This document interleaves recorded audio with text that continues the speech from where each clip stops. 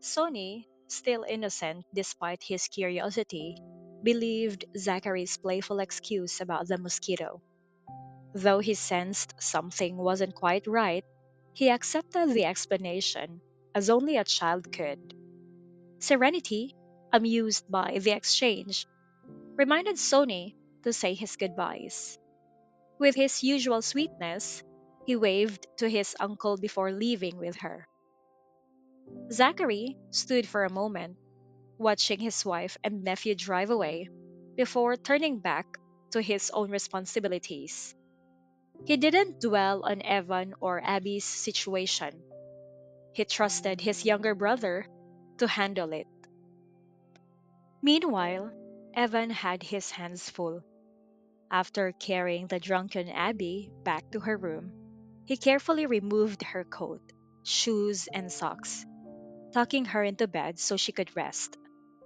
Just as he prepared to leave, Abby suddenly lurched forward and vomited, spilling not only on the floor, but on the bed itself.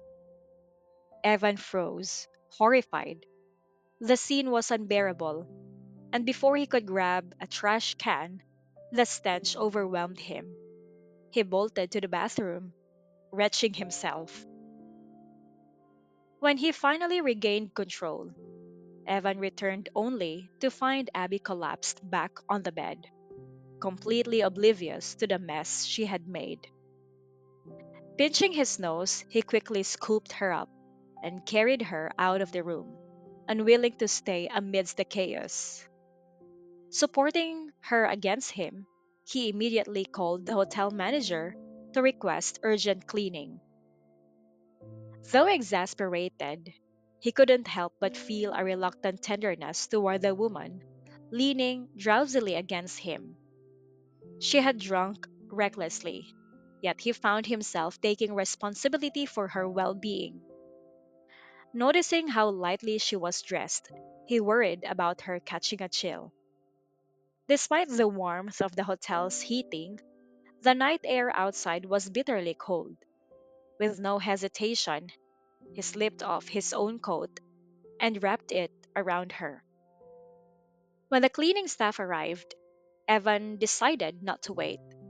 Instead, he carried Abby back to the presidential suite and settled her in the second bedroom.